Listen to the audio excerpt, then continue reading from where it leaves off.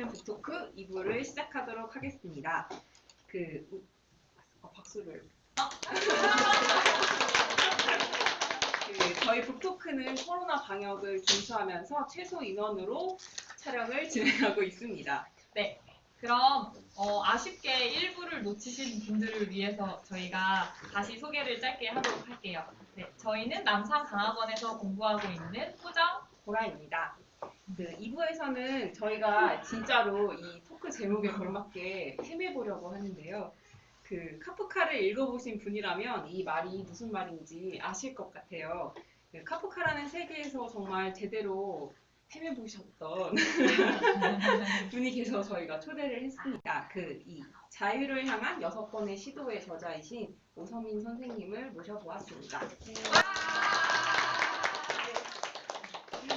네, 선생님 소개를 부탁드립니다. 저는 자유를 찾고 있는 오선민이라고 합니다. 네.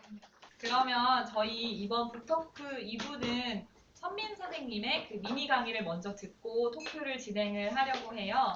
그래서 그러면 이제 오선민 선생님의 자유를 향한 6번의 시도 미니 강의를 한번 들어보도록 하겠습니다.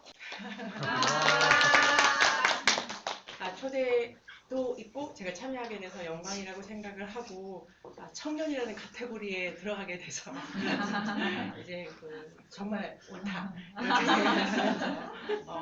생각을 했고 그리고 이제 처음이라서 어색하고 두렵기도 하네요. 근데 제가 어제하고 지난주에 이 책을 이렇게 열심히 읽으려고 나름을 이렇게 노력을 했는데 이 책을 읽으면서 카프카라면은 이 책에 대해서 어떻게 말을 할까 이 말씀을 이제 준비해 보려고 되게 노력을 했지만 이제 제 그냥 개인적인 소감으로 말씀을 드리게 될 것 같아요. 첫 번째는 싫어하셨을 가능성이 매우 높다. 그러니까 카프카 이게 문제가 달라서 카프카의 문제가 다른 거예요. 문제가 카프카는 예를 들면 친구와의 도리, 그다음에 자식이 해야 할 일, 형수님 걱정 이것이 시대가 다르니까요. 19세기 말이랑 20세기 초니까 그게 문학이라고 하는 문사철이 같이 있던 시대가 아니니까 문학이라고 하는 이 말단이 그 문제를 다루는 게 아니다라고 생각을 이렇게 이제 하니까 문제 영역이 다르다는 것도 있고 또 이 책 전체가 저는 연암을 스승으로 모시는 3명의 제자가 이렇게 걸어가는 것 같아서 책이 훌륭한 책이라고 생각을 하는데 그런 구도를 좋아하지 않으실 것 같아요. 카프카가 누구 스승으로 앞에 세워놓고 막 이렇게 쫓아가는 것이 카프카 작품에는 왜냐하면은 카프카 작품에는 그런 관계가 나오지 않으니까요. 실제로 개인적인 거랑 관계없이 소설 안의 구도 자체가 누구를 따라가는 거를 그리는 걸 좋아하지 않았던 것 같아요. 카프카가. 원래는 또 좋아했을 수 있죠. 많은 스승을 모셨던 사람 같기도 하고. 그래서 첫 번째는 이 형식이 스승을 모시는 구도이다라는 거에서는 카프카가 가진 문제의식이랑 다르기 때문에 조금 다르다라고 보셨을 것 같아요. 근데 두 번째는 그분은 아주 마음이 따뜻하고 아주 너그러우시고 여러 가지 진짜로 이렇게 진심으로 진심을 깊이 배우고 느끼는 사람이었다고 저 개인적으로 느끼는데요. 두 가지 점에서는 이 책을 아주 높이 평가할 것 같아요. 하나는 이 책이 제가 그렇게 말씀드려야 되는지 모르겠지만 자기 한계를 보고 가는 글 같아요. 그러니까 제가 자연쌤도 잘 모르고 유나쌤도 모르고 다현쌤도 잘 모르지만 내가 이 연암을 만난 덕분에 이런 문턱을 이렇게 발견해가는 글이어서 아주 좋은 글이라고 생각해요. 그리고 그것은 카프카가 무척 기뻐하셨을 것이다. 자기 한계를 계속 보고 가면서 그걸 꼭 아까 토론도 되게 재밌었는데 다현쌤도 말씀하신 것처럼 그 문제를 내가 푼 게 아니라 그냥 문제를 발견하게 되신 거잖아요. 그걸로도 카프카라는 사람은 충분하다. 자기가 자기 생각의 사고에 끝까지 간 글이다라고 해서 좋게 평가했을 것 같고 두 번째로 이 책을 카프카도 아주 좋아했었던 이유는 그게 이제 카프카의 깊은 고민 중에 하나가 내가 누구지 이런 고민을 카프카도 풀어보려고 했는데 이 책에서 저는 그런 거를 좀 느꼈어요. 내가 어떤 존재인지에 대한 궁금함이 되게 가득한 세 분의 그리고 하나가 내가 누구랑 같이 있는지에 대한 고민이 또 되게 많아서 공동체라는 장을 그렇게 쓰신 것도 그렇고 다 관계에 대한 얘기에서 출발하시더라고요. 그러니까 이 글은 고립되어 있는 글이 아니라 자기 주변을 계속해서 보고 가는 글이라서 그것은 카프카가 하려고 했던 거랑 되게 흡사해요.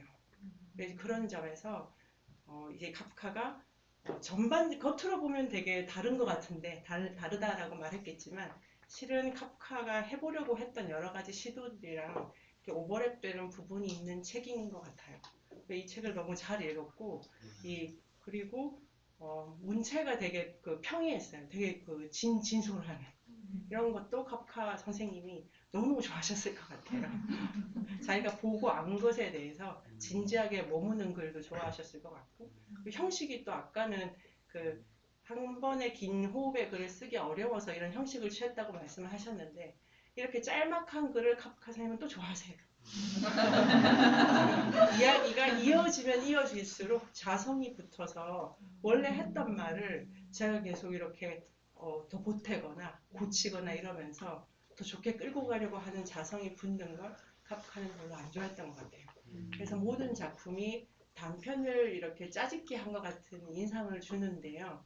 그러니까 읽다가 금방 딴 데 가고 문제가 있는 것 같은데 뭐 풀렸나 싶게 또 딴 문제를 보고 있고 그 질문 형식 자체도 카프카랑 잘 맞는다 해서 전혀 다르지만 이 책을 제가 너무 사랑하는 카프카 선생님도 좋아하셨을 것 같다 이런 생각을 드리고요.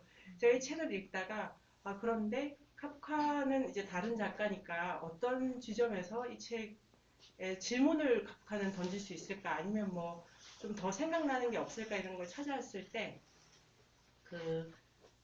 하나는 자연 선생님의 쓰신 글 중에 맷돌 이렇게 사이에서 너와 나 사이에서 세계가 형성된다고 쓰신 글이 있었어요. 그 구절이 카프카 많은 작품에 그러니까 이 사이에서 세계가 발생되고 어제와 오늘 사이에서 시간이 막 증폭하고 너와 나 사이에 개미도 있고 거미도 있고 이런 사이에 주목한 것이 이제 카프카 작품도 많이 떠올랐고 가장 큰 차이는 이게 아마 세대의 특징일 수도 있을 것 같고 요새 우리 시대가 그럴 수도 있을 것 같은데 자기 자신에 대한 느낌을 감정으로 갖기가 되게 쉽잖아요. 근데 이 책에는 감정에 대한 이야기도 아주 많이 있었어요. 그러니까 내가 느끼는 바에 대해서 어떻게 한번 해석해 볼까 하는 욕구가 여러 글에서 느껴졌거든요. 그리고 그것은 전 연암을 못 읽어봤지만 연암에게도 감정이라는 데를 선생님들도 주목하시고 연암도 감정을 이 진솔한 성정의 터짐처럼 이제 아주 다이나믹하게 표현하시고 생각하시기를 좋아하셨던 것 같아요. 바로 그게 카프카한테는 없어요. 이거는 완전히 지금 시대도 다르고 지금 하고자 하는 생각이 전혀 다른 두 사람을 이어붙이기 때문에 비교할 수 있는 문제는 아닌데 그래서 제가 이제 또 생각을 이렇게 좀 더 해봤어요. 카프카는 왜 감정에 대한 얘기를 전혀 하지 않는가? 카프카는 변신도 그렇고 왜 이렇게 즐거우세요? 변신도 그렇고 사람이 갑충이 됐는데 놀라지 않잖아요. 그리고 실제로 작품을 읽어보면 울고 웃는 장면이 거의 없거든요. 하나 있어 하나. 실종자라는 작품이 시작될 때 걔가 배에 내렸을 때 나를 돌봐주던 이 배의 화부랑 헤어지는 게 너무 속상해. 이런 장면 말고는 기쁘다 슬프다에 대한 어떠한 묘사가 없어요. 왜? 이제 그것은 아마 카프카가 이게 연암이랑 비교할 수는 없고 이제 좀 다르게 존재를 보는 거기 때문일 것 같은데 카프카 작품 중에 튀기라는 작품이 있어요. 튀기. 이게 그냥 하이브리드예요. 혼종하는 체질. 그래서 어떻게 되어 있냐면 작품을 제가 정확히 외우지는 못하는데 반은 양이고 반은 고양이에요. 그게 어떻게 되어 있냐면은 여기는 양이고 여기는 고양이인 거예요. 그리고 이게 지금 진행 중이에요. 그래서 양성과 고양이성이 이 안에서 다리를 차지했다가 엉덩이를 차지했다가 이러고 있는 것처럼 그려져요. 카프카의 그가 보는 신체라든가 자아라는 거는 내가 머리로 통제 불가능한 어떤 전혀 질이 다른 충동들의 복합체인 거죠. 이것들이 양이 이제 좀 더 자기가 기승을 부리면 점점 더 이제 양으로 이렇게 양이 차지해가는 거예요, 신체 부분을. 근데 기분에 따라서 우유 같은 게 나타나면 고양이가 또 막 이렇게 기승을 부려가지고 이제 그 변신 자체가 외적 조건의 영향을 받아서 이 변신의 모습이 계속 달라질 것처럼 설명을 한 것 같아요. 이제 그 자연쌤이 쓰신 그 사이, 그 벙망이와 돌 사이에서 사건이 마주칠 때마다 계속 벌어지듯이 이 한 존재가 그 주변 상황에 따라서 자기 조성을 계속 바꾸는 거예요. 원래 있는 조성을. 그런데 카프카는 그게 주체다, 자기다 이렇게 본 것 같아요. 근데 그거를 확장하면 공동체도 그런 거예요. 그러니까 공동체도 이 글에 이제 많이 있는 것처럼 정말로 이 책이 이제 다름을 보고 가는 책 같아요. 우리가 얼마나 다른지를 보고 가는. 그런데 그 같이 있다. 이거를 이제 강조한다고 생각을 들었는데 카프카도 그렇게 생각한 거죠. 내 몸 안에 개와 양이, 고양이랑 양이 있는데 그 고양이와 양은 중간항이 없잖아요. 그 정도로 다른 것이 이 안에 계속 부딪혀 가는데 카프카는 그 튀기라는 작품 끝에 뭐라고 하냐면은 얘는 자기 피부가 너무 비좁다고. 그 표현도 너무 좋죠. 카프카는 사람이 어린이에서 어른으로 된다고 생각하지가 않고 안에서 밖으로 나오는 게 성장이라고 했거든요. 자기를 찍고 나오는 거예요. 자기 안에 개, 고양이랑 양이 막 이렇게 하다가 너무 비좁아가지고 그럼 나오면서 갑자기 이제 개가 튀어나온다던가 실은 이 안에 괴도 있고 뭐 낙타도 있었던 거죠. 투쟁성에서 계속 달라지는 거예요. 그 새로운 분자가 출현해서. 근데 그게 하나의 신체도 그렇고 카프카는 작품에 고독한 주인공이 많이 있을 것 같지만 어떤 장면도 혼자 있지 않아요. 근데 구간동승하는 거예요. 구간동승. 이 사람이 좋기 때문에 평생을 가 이런 설정이 없다 뿐이지 지금 내가 이 집구석으로 나가려면 너랑 이 문제를 풀어. 나가서 저 집구석에는 다른 애랑 또 풀어. 그래서 구간에 늘 그 파트너를 바꾸면서 가지만 늘 함께 있거든요. 그러니까 카프카의 신체는 다른 것들의 투쟁장인데 외적 조건이 주는 문제에 따라서 그 조성이 달라지거나 필요하면 그 안에 있던 걸 이제 다시 출현시키거나 아니면 또 조합을 해가지고 이상한 걸 만들거나 카프카가 생각하는 공동체는 그런 것 같아요. 계속해서 다른 것이 출현하게끔 되어가는 것이 그 관계나 자기나 그런 것의 이제 본성이니까 그것을 카프카는 적극적으로 설명을 많이 하려고 했고 그러다 보니까 감정이라는 요소를 넣는 것이 이제 좀 어려웠던 거 아닌가 이렇게 생각을 해봤어요. 감정이라는 것은 카프카 생각에는 그 어떤 것보다 도덕이라든가 우리가 이제 왜 기뻐 이것도 기뻐야 될 일이 머릿속에 작동하는 거잖아요. 나 너무 괴로운 거야. 제가 나를 차 이것도 나 어떻게 사랑이 변해 이게 작동하는 거잖아요. 어떤 감정 자체가 너무나 사회적이고 도덕적인 그 근거를 갖고 있는 거기 때문에 난 지금 투쟁해가지고 조성을 바꾼 중인데 사회적 선판단이 앞에 있으면 그거를 맞춰갈 수가 지금 없잖아요. 그래서 이제 안 맞아. 그런 것이기도 하고 감정이야말로 가장 우리가 소유하기를 좋아하는 것 중에 하나이기 때문에 그 감정이라는 요소를 이제 작품 안에서 일부러 그러니까 우리 주체나 우리 공동체나 어떠한 관계나 어떠한 뭐 조음도 완전히 소유할 수가 없다. 그렇게 이제 계속 왜냐면 계속 달라지고 있는 중이니까 그런 걸 작품에서 보여줬던 것 같아요. 왜 감정이 소유와 관련됐다고 생각을 했냐면 그 주인공 말고 주인공 아닌 사람들 중에 우는 사람을 또 찾아봤어요. 울고 웃는 애는 또 있나? 했더니 변신이라는 작품에 아버지가 그렇게 화를 많이 내시더라고요. 아버지도 화를 많이 내시고 그 여동생도 바이올린 수업 못 가고 오빠가 또 찍찍거리고 이러니까 신경질 많이 내고 그러니까 감정의 영역은 뭔가 소유하는 자들 속에서 이렇게 조금 표현돼 있더라고요.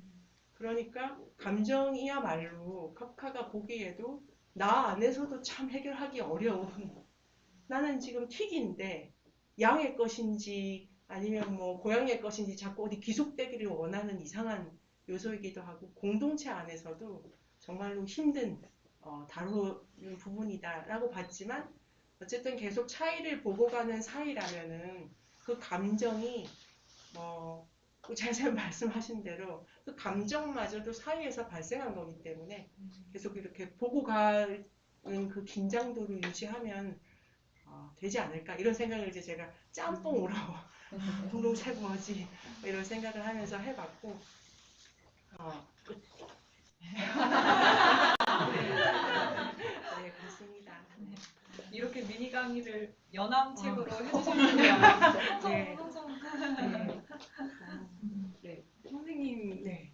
그 말씀을 들으니까 되게 연암으로 해주실지는 정말 몰랐어요. 네, 그 카프카가 더 오히려 궁금해지는 것 같아요. 듣다 보니까 네. 그 이렇게 비교해서 얘기해 주신 것도 더 재밌었던 것 같고, 그리고 저는 그 선생님 프롤로그가 너무 재밌었거든요. 시간 많이 들었어요. 이 프롤로그. 본문보다도 시간이 많이 프롤로그부터 너무 재미있는 네. 거예요. 그래서 제가 재미있었던 그 대목을 좀 소개를 해드리고 싶은데, 이제 선생님께서 카프카를 이제 읽다가 이해가 너무 안 돼서 계속 반복해서 읽고 또 읽으시다가 카프카 론도 찾아보시고 철학서도 이제 막 보시면서 점점 카프카로부터 멀어지시는데요. 그러다가 이제 카프카의 일기가 번역돼서 나와서 너무 기뻐하신 거죠. 드디어 내가 이제 카프카를 이해할 수 있게 되었다. 근데 그걸 읽고 나서 소감을 적어주셨는데 제가 간단하게 짧은 대목을 읽어드릴게요. 그랬다. 그것은 광인의 일기였다. 미쳤구나. 미친 자의 소설이니 이해할 수 없는 것은 당연하지. 아디오스. 이제 카프카는 이제 끝이다. 나는 글쓰기를 포기했다.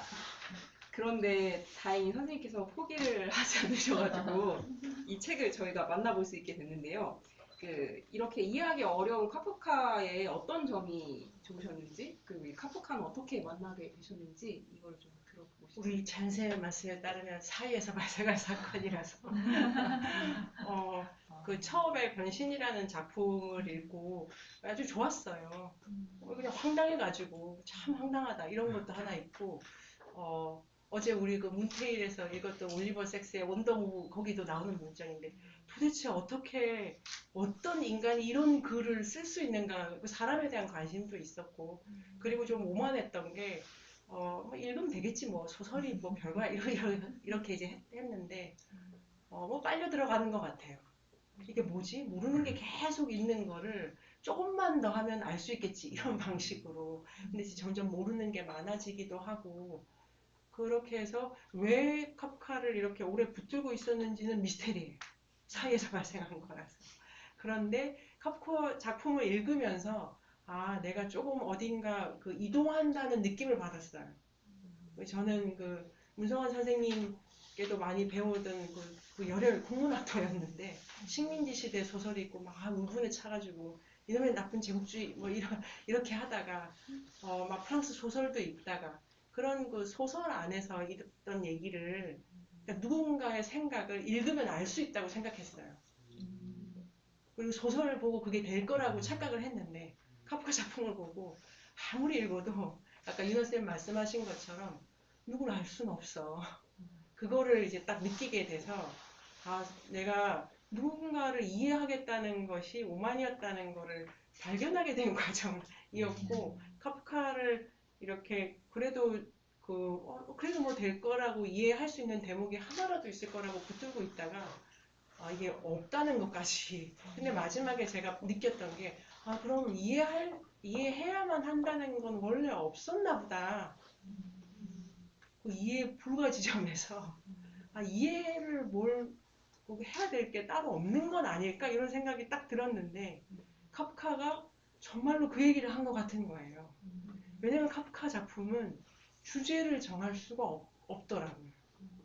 이게 입구가 너무 많아가지고 나오느니 다 쓸만한 얘기고 돌아다니니 다 뭐 할만한 얘기인데 그 중에 어떤 주제가 제일 중요해? 라고 말하기가 내용적으로도 어렵고 형식도 다 미안해요. 그리고 단편들이 이렇게 붙였다 뺐다 할 수 있어요. 이 씬을 가지고 딴 작품에 쓱 밀어넣어도 뭐 얘기가 다 돼요.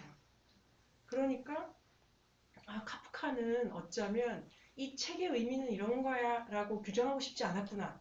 또 카프카는 자기 책을 다 불태워줘. 그 친구가 이제 그 말을 우정을 말해가지고 안 들어서 그것도 희한한 우정의 세계가 있는 것 같아요. 그게 다 출간됐잖아요. 그러니까 카프카라는 이름의 세계가 어떠어떠하다라고 규정하고 싶지 않았나 봐요. 그때부터 제가 좋았어 이것은 남은 건 상상이야. 정답이 없대잖아. 정답이 없다는데 왜 내가 정답을 찾으려고 했겠어. 해서 저의 상상으로 이거를 이제 좋아 이제 가 이렇게 해서 그 모든 빈틈을 그냥 그 상상으로 다 메꾸자라고 결심을 하고 이 책을 이렇게 마무리하면서 발견하게 된 게 제가 점점 소설을 이제 안 읽고 정말로 소설 작품을 좋아했는데 막 이렇게 문지르면서 좋아했는데 점점 그 책을 안 읽고 정치하니까 정말 딴 거를 막 보고 있더라고요. 뭐 동화책, 전설, 그다음에 뭐 텔레비전도 더 많이 보고 이게 이상한 사람들의 이상한 얘기 이런 거가 어차피 꼭 알아야 될 게 따로 없다는데 뭘 요게 저에게 뭐랄까 됐어 그럼 아무거나 해. 저한테는 이게 되게 소박하지만 되게 절실한 자유의 느낌이었어요. 아무거나 해 아무거나. 그 다음에 아무거나 써 아무거나 써. 읽어 아무거나 읽어. 그런데 이 작품이 주는 메시지는 궤적이 저라는 거예요. 궤적이. 읽는 게 제가 아니고 여기 거쳤다 저기 가는 그 경로가 저이기 때문에 아무거나 읽어도 나는 나지 뭐. 그래서 이제 남는 거는 궤적을 어떻게 궤적은 그런데 제가 정해주는 것도 아니고 주변에서 계속 영향을 받고 남는 건 그냥 아무거나 해. 그 길을 기대하면서 책을 읽어가는 것밖에 없다. 이런 생각이 딱 들었어요. 근데 그 아까 말씀하신 일기가 절대 분기점이어서 정말 이해할 게 없구나. 이거를 이해할 수는 없잖아. 이렇게 그래서 그 일기는 카프카 소설과는 좀 다르지만 제 공부하는 저한테 분기점이 됐어요. 됐다 이제. 좋은 작품. 네. 신이 나가지고. 네. 저희도 좀 이거 읽으면서 네. 궁금한 점이 좀 이렇게 몇 가지 있었는데, 일단 이게 자유에 대한 이야기여서 저희가 근데 얘기를 막 해봤어요. 자유에 대해서 네. 얘기를 해보는데 생각보다 자유에 대한 생각이 없더라고요. 네. 네, 그냥 이제 보라 언니 같은 경우에 뭐 자유라고 했을 때 그냥 방탕한 거, 네네. 네, 요런 거, 내가 방탕하게 사는 거, 요런 것만 떠오르고, 저 같은 경우에도 자유롭게 산다? 이런 거에 대해 그냥 별 생각이 안 떠올라서, 와, 이거 어렵다. 뭐, 어떻게 여쭤봐야 되지? 막 이런 고민을 많이 했었거든요.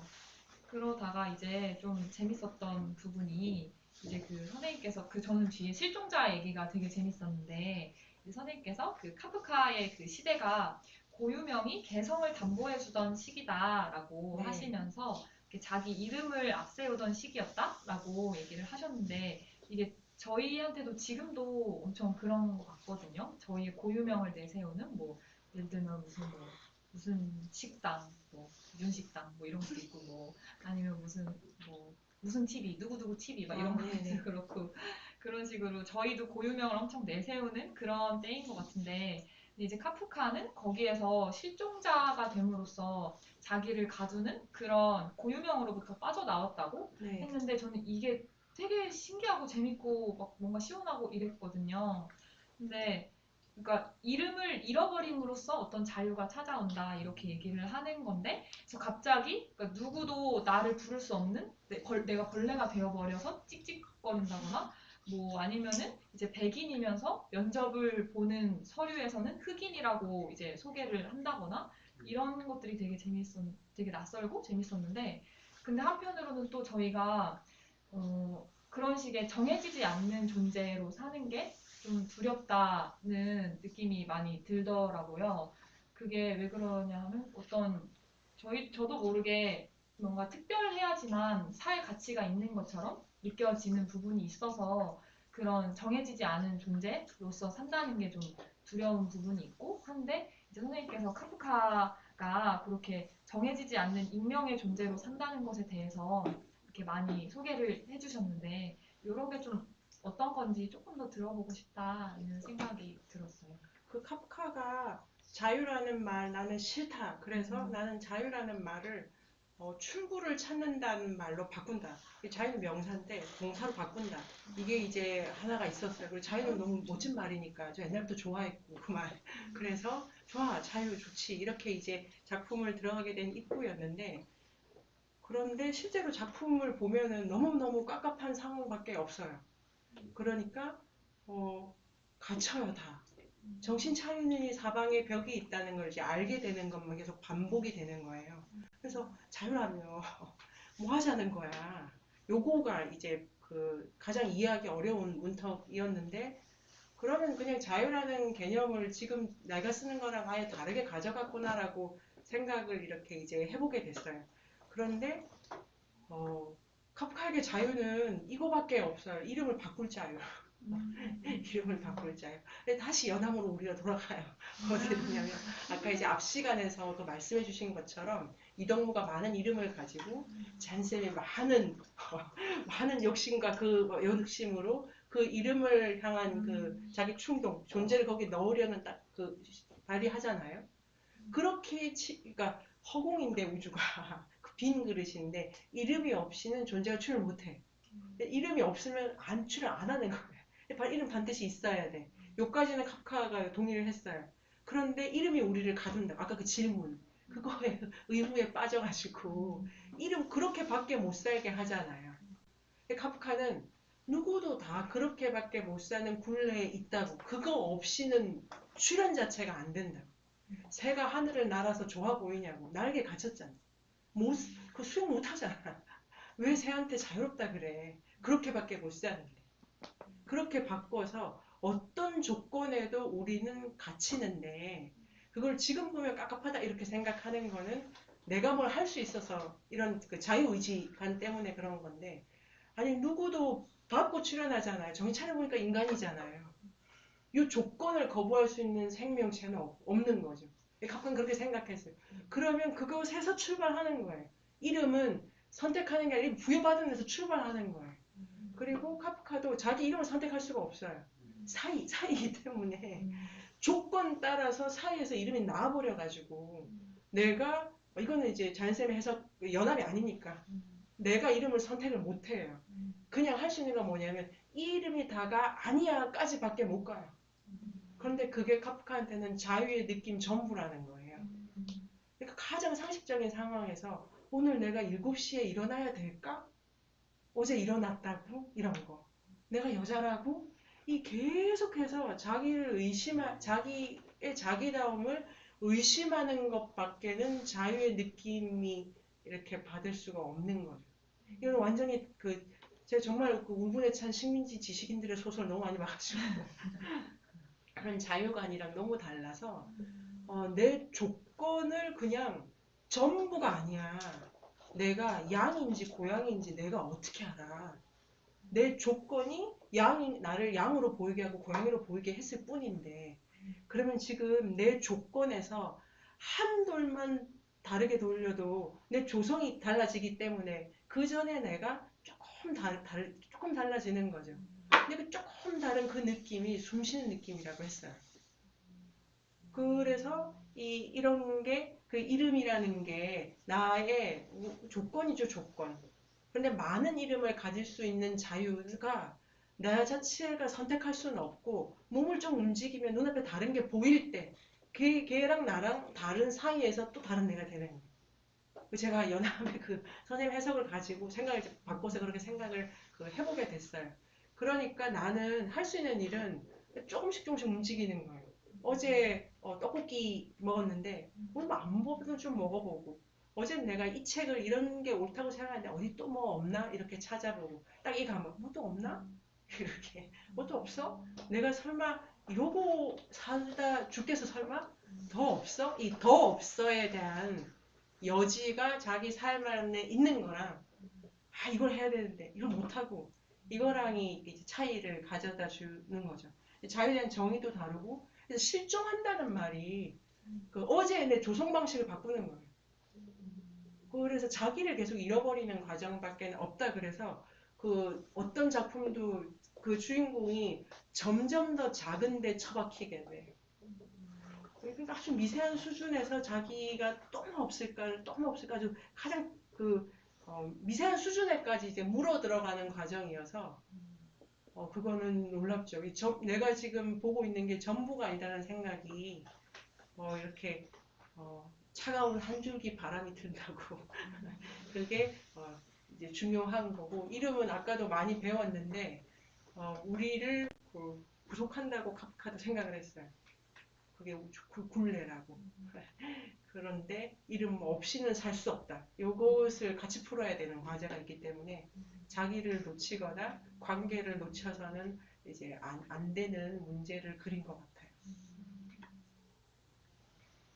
이렇게 이름으로 이어지니까 신기해요. 네, 아까 사이 연암 이런 거예요. 카프카 작품에 이런 게 있어요. 너 어떻게 옆집에 갈 생각을 해? 아니, 그 이웃인데 이웃 마을에 어떻게 갈 생각을 해? 얼마나 거기 먼데. 여기 그냥 소설 끝이에요. 대단하지 않아? 뭐 길게 쓸 필요도 없어. 나랑 당신 사이에 얼마나 많은 길이 있을지 이게 지금 계산이 되는 거라고 생각해? 그러니까 그 4시와 4시 1분 사이가 얼마나 먼지 알아? 이렇게 하는 그 소설이 있거든요. 이웃이라고. 그거에 카프카가 보는 세계이기 때문에 세계는 이렇게 생각보다 구멍이 많이 뚫려 있고 돌아다닐 여지가 되게 많은데 지금 옆집 어떻게 갈 생각을 해? 안 붙어 있는 거예요. 그걸 이제 그런 독특한 네, 있다고 생각해요.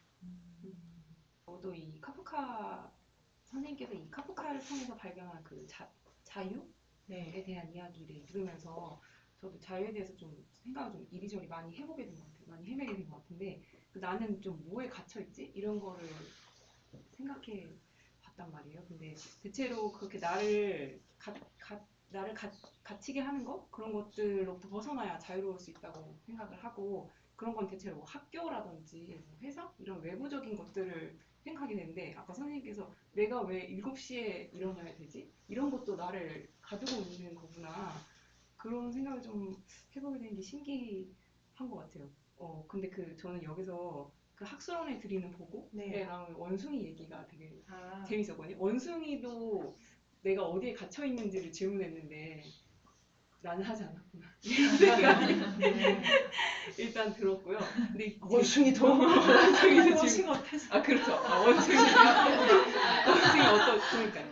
네. 원숭이 패턴을 좀 질문을 좀 해보게 됐는데 근데 신기한 게 내가 구속되어 있다라는 거, 갇혀 있다라는 거를 이제 알게 되면서 그러면서 내가 왜 갇히게 됐지? 내가 어디에 갇혀 있지? 이런 거 질문하면서 이제 주변 인간들을 관찰하잖아요. 그러면서 아까 선생님이 얘기해 주신 것처럼 이게 나만 갇혀 있는 게 아니고 모든 존재는 갇혀 있을 수밖에 없구나. 그거를 알게 되는 것 같거든요. 그러니까 인간들도 자기들이 배 위에서 바다에 갇혀 있다는 걸 인식을 하지 못할 뿐이지 인간들도 갇혀 있다. 그리고 갇혀 있는 사람만이 질문할 수 있게 되고 그러면서 다른 존재들까지 시선을 미치게 된다고. 그러면서 이제 계속해서 페터가 이제 그걸 인식하게 되고 인간이 되면서 이제 자신을 계속 의심해서 경계를 넘는 존재가 되잖아요. 근데 이게 재밌었던 게 다른 경계를 찾는 방식이 외부가 아니라 자신의 신체, 감각 이런 것들이라는 게 되게 재미있었던 것 같아요. 그리고 이제 나아가서는 그러니까 그 앞에서는 이런 나를 규정하는 것들 이런 것들을 질문하고 그걸 작동하지 않게 고정되고 이런 방식이 자유의 방식이었는데 나중에는 자신한테 굴레를 부여하고 변신의 도구로 이제 활용을 하기 시작하잖아요.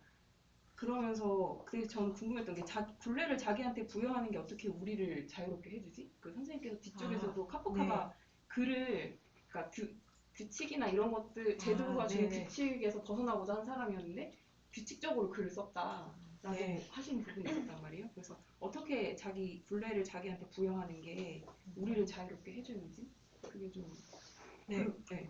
굴레 자체가 수없이 정교한 방식으로 반복됐기 때문에 만들어진 거라고 본 것 같아요. 그러니까 이 굴레를 없애는 게 아니고 굴레를 다른 굴레로 만드는 거예요. 다른 굴레로 만드는데 이전 굴레가 가진 그 관성을 덜어내려면 다른 굴레의 관성을 엄청나게 도입하는 방법이 있는 것 같아요. 예를 들면 골프 치다가 갑자기 그 수영을 해야 되는 거예요. 길게 걷는 사람이 갑자기 물을 달려야 되면은 그 길게 걷는 박세리를 오늘 보고 와서 그런가. 서울역 이게 기차에서. 그러니까 이게 안 돼요. 그렇기 때문에 다른 강제력을 전 단계만큼 부여하는 것 같아요. 이 변신의 작품에서 학생을 들리는 보고는 이게 아주 재밌는 작품이죠. 정말 내가 왜 갇힌 거야? 내가 원숭이니까 갇혔지 이렇게 되거든요. 내가 배고프면 바나나나 먹고 심심하면 엉덩이나 긁으니까 갇혀 있는 거지. 내가 이 안에서 말을 해봐라 갇혀 있겠나 이렇게 되는 거예요. 그러니까 원숭이예요. 근데 내가 바나나 먹다고 갇힌 거예요. 그럼 내가 원숭이니까 헬로 영어 써 영어. 그러니까 내가 할 수 있는 그러니까 혀를 다른 방식으로 움직이고 이렇게 원숭이가 사족 보행을 하다가 서서 그냥 걸어 자기에 있는 거를 다른 그 강제력을 부여해가지고 원숭이니까 갇혔던 거기를 나가거든요. 이제 카프카한테는 우리가 자기 굴레를 바꾸는 게 결심이 아니고 그런데 굳이 인간일 이유가 없는 것이 그냥 밖에 보니까 감옥 그 당장의 창살이 없는 애들은 인간밖에 없더라는 거예요. 배 위에서. 자기는 배 위에서 원숭이라서 어디 팔려갈 중이에요. 근데 선원들은 걔들도 갇혀있는 건 똑같은데 그래도 이건 아니더라는 거죠. 일단 이건 아니고 봐야 되는 거 아니야? 좋아. 제 거 해, 제 거. 여기에서 카프가 분명히 말하는데 인간이 좋아서 가는 길 아니라고. 내 눈앞에 하필 네가 있었을 뿐이라고. 그러니까 여기서 이제 책을 선택할 때도 마찬가지인 것 같아요. 왜 카프카를 아니 하필 그때 카프카가 있었던 거죠 그냥 저한테도. 근데 카프카를 읽으면서 제가 어떤 그 울분에 찬 식민지 투사들의 그 소설 나쁘다는 게 아니라 아이고 좀 지겨운데 이런 느낌을 이걸 보고 지겨운데 좋았어. 이제 바꾼 거죠. 그래서 이 굴레를 바꾸는 그 자유는 엄청난 강제력 속에 진행돼요. 그래서 전혀 이 어마어마한 반복 속에 혀를 깎아야 되는 거예요. 원숭이가 어떻게 헬로를 할 수 있겠어요? 다른 걸 먹어야 되고. 이것이 변신에 있고 제가 글쓰기에서 카프카한테 아까의 또 다른 버전인데 아니 글을 그렇게 좋아하면서 그럼 글만 쓰지 왜 직장에 가고 그래? 이게 제가 아까 그 앞 시간 토론을 저도 되게 그 문제를 가져가고 싶은데 아니 왜 책 읽는 거랑 다현쌤이 얘기하신 거죠. 책 읽는 거랑 아버지께 인사드리는 게 같다고 하는 거지 이게 다르잖아요. 이게 같다는 거는 같은 근육을 쓰는 건가? 아니 지금 같은 방식으로 몸을 쓰고 같은 방식으로 뭘 하는 이게 같은 이유가 저는 이제 동양 철학은 전혀 모르니까 이것이 같다고 하는 것은 신체적으로 뭔가 같다는 게 시대가 다를 거고 책이 이런 책이 아니고 종이의 먹이 아니고 진리가 표현될 수도 있고 그게 뭘까 이런 것처럼 카프카한테도 읽는 것과 그러니까 글 쓰는 거랑 직접 나가서 변호사 서류 업무를 하는 게 다르지 않았던 것 같아요. 아니 얘는 왜 둘 중에 하나를 선택을 안 그거는 글은 사는 거랑 달라라는 전제가 있을 때만 성립되는 말이잖아요. 근데 그게 아니라 이 사람들 이게 같은 거야. 요거를 앞 시간에 이어서 이제 공부를 더 하고 싶고 그런데 카프카는 그걸 이제 이거랑 다른 문제로 미세한 차이 내가 조성을 지금 바꾸는 느낌을 느끼기를 원했던 것 같아요. 그래서 여기서부터는 제가 그냥 카프카의 작업 방식에 대한 생각을 해본 건데 다른 강제력 속에서 그러니까 아까 그 변신처럼 전 단계의 강제력을 떠나는 거를 느끼고 싶어 한 것 같고 이때 제가 무도에 관련된 책을 무술서를 몇 권 보고 봐가지고 원래 무도의 고수들은 어떤 권법에도 매이지 않기 위해서 매일 초식을 닦는다고 하더라고요. 그래서 자기 훈련으로 이 부여된 강제력 속에서만 가침과 열림의 민감한 차이를 볼 수 있지 않을까. 좀 얘기가 다른 방향의 두 얘기를 이제 같이 썼네요. 보니까 말씀입니다. 네. 그래서 무술 얘기도 중간에 나와서 네, 좋아합니다. 저희도 글을 쓰다 보니까 아, 무술을 좀 해야 되나 이런 생각이 조금 들긴 했는데 네 글쓰기 관련해서도 이제 얘기를 해주셔서 저도 쌤 글을 보다가 아 나도 빨리 글 쓰고 싶다 이런 생각이 들 정도로 네 이렇게 느낌이 오더라고요. 그래서 이제 그 프롤로그에서 선생님께서 그 이렇게 얘기를 해주셨는데 고쳐 쓸 수 있는 한 삶은 절대로 규격화될 수 없다. 언어는 이해할 수 없는 이름 모를 다양성 위에서 작동하는 것이다. 라고 하시면서 또 이런 말씀을 하셨어요. 글쓰기에서 중요한 것은 그 안에 담기는 내용이 아니다. 쓴다는 것 자체가 중요하다. 글쓰기는 삶 자체가 양식화될 수 없음을 보여주기 때문이다. 이렇게 얘기하시면서 이제 카프카에게 있어서 글쓰기는 매일 밤 자유를 실감케 해주는 수단이었다고 하셔가지고 그걸 들으니까 나도 자유를 실감해 볼까? 이러면서 조금 글을 쓰고 싶다 이런 생각이 좀 들었는데 그래서 카프카 일기 얘기도 되게 재미있었어요. 이제 매일 밤 카프카가 앉아서 이제 매일 밤 고쳐 쓰는데 내용은 정말 다 똑같고 너라고 말하고 나서 무릎을 부딪혔다.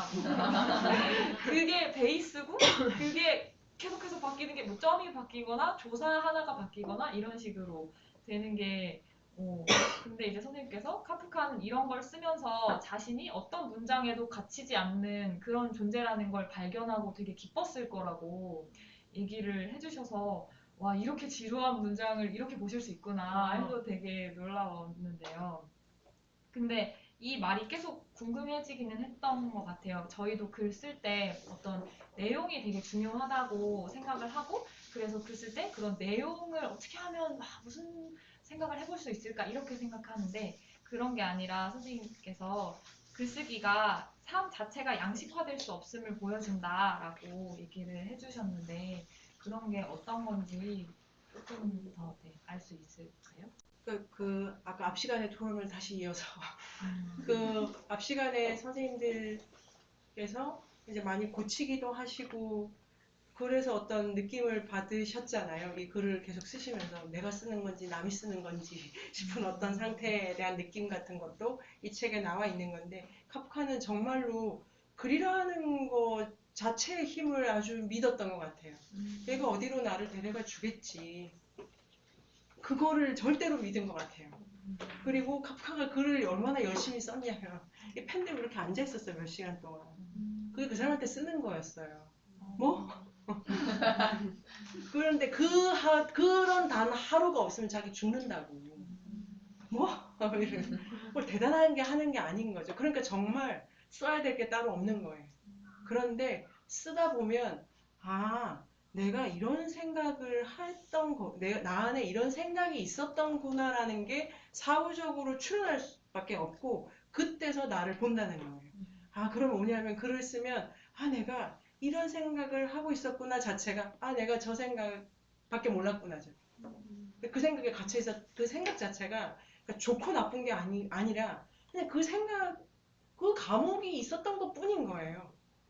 지금 좋은 감옥 나쁜 감옥도 아니고 이 감옥은 다 없어져 이런 게 아니라 나는 그 생각밖에 그 생각을 할 수 있었구나가 한껏 추천해서 그 생각밖에 못했구나. 그런데 계속 쓰다 보면 점 하나가 달라지면 그것에 갇히지 않네 또 이렇게 하나를 보고 가는 게 온 정신이 아니신 거라고도 생각이 되지만 그 글의 힘도 믿었고 그리고 자기가 쓸 수 있는 무엇이 특별할 필요가 없다고 생각하는 거죠.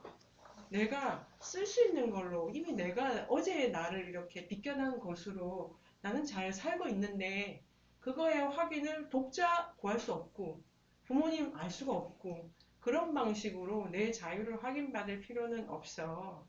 그리고 이미 어제 내가 아닌 바에야 뭘 또 확인을 해. 차이 값을 누가 판단할 거예요. 어제 내가 오늘 너 좀 달라졌구나 판단해 줄 거예요. 오늘 내가 어제 나 못났었네 판단해 그게 아니라 이 약간 튀기처럼 조선이 계속 바뀌어지고 있는 거기 때문에 잘한다 못한다를 내가 볼 수 있는 고정된 시점이 없는 거죠. 근데 그런 메시지를 작품에서도 막 읽으면서 이제 그 일기가 완전히 저를 이렇게 너무 무너지게 한 경험이기 때문에 이거를 누군가의 정신에 들어가는 대단히 그 힘든 경험이었던 것 같아요. 그런데 그 뒤로는 이 사람은 정말로 자기 정신이 돌아다니는 세계 자체를 소중하게 보고 갔다 이런 생각이 들고 글 쓰는데 그리고 자기는 글 쓰는 인간이라고 규정했거든요. 근데 생전에 발표한 작품은 요거밖에 안 돼요. 그러니까 출판하는 인간이 아니라 쓰는 인간으로 그냥 자기가 충분했던 것 같아요. 그래서 그것을 이제 배운다 이렇게 생각을 하게 돼서 정말로 쓰고 싶어져요. 뭐 이렇게 검사 안 받아도 되고 못한지 잘한지 뭐가 중요해. 쓰느라 고생했네 이러면서 이렇게 가는 게 기쁘죠. 기쁜 일이었습니다. 네. 다시 또 뭔가 쓰고 싶어지는 거 같아요. 그럼요. 요게 제 7의 감각기관이라고 그랬어요. 그러니까 글을 쓰면 그러니까 이걸로 느끼듯이 질감을 느끼듯이 이 글을 쓰면 세상을 느낀다고.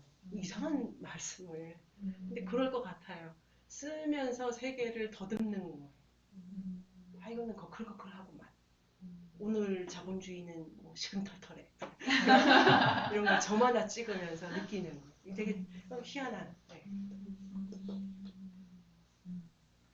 보라 언니 또 뭐 여쭤보고 싶은 거 혹시 있나요? 저는 원래 그 선생님께서 자유관은 우리의 태도를 바꾼다라고 하셨어가지고 선생님 일상에서 카프카로부터 발견된 자유관으로 인해서 바뀌게 되신 가장 큰 변화가 뭔지 여쭤보셨거든요. 시간이 남아 돌아가게 된다는 게 가장 큰 차이입니다. 그전에는 시간이 없었어요. 그전에는 시간이 너무너무 없었어요. 매일매일 바빠가지고 숨이 턱에 차서 이거 돼야 돼, 저거 돼야 돼 이랬는데 이제 카프카를 읽다가 지금은 시간이 남아 돌아. 이게 이제 어떤 느낌인지를 말씀드리고 싶냐면은 카프카가 초조한 건 죄라고 했거든요. 어떤 목적이 부여될 때만 우리 마음은 급해지니까요. 근데 저한테 뭐 해야 돼. 뭘 그럴 만해? 그거 말고 그래도 좀 여유가 있어져서 이제 시간이 많이 생긴 거 갑자기. 그래서 시간이 많이 생기고 그리고 책을 읽을 때도 읽는 것 자체가 그냥 이렇게 맛을 보는 기분이 들어가지고 카프카도 이런 거 좋아하셨겠지. 그래서 여유가 많아진 것이 카프카가 저에게 준 가장 큰 선물입니다. 네. 선생님이 카프카를 왜 좋아하시게 됐는지 조금은 알 것 같은 네. 그런 시간이었어요. 네. 또 벌써 시간이 또 정말 짧네요. 네. 저희가 그래서 이제는 이만 선민쌤을 놓아드려야 할 것 같은데요. 네. 쌤은 혹시 어떠셨어요? 시간은 되게 짧았는데. 네. 고맙습니다. 네, 기뻤어요. 네. 그 선생님께서 아디오스 하실 뻔했던 카프카의 만남으로 책 내신 거 다시 한번 축하드리고요. 네, 저도 기꺼이 이 카프카와 저 사이에서 좀 헤매고 싶다는 생각이 들었던 시간이었던 것 같아요. 그럼 이것으로 사이의 삶의 부토크 2부를 마치도록 하겠습니다. 네, 네, 감사합니다.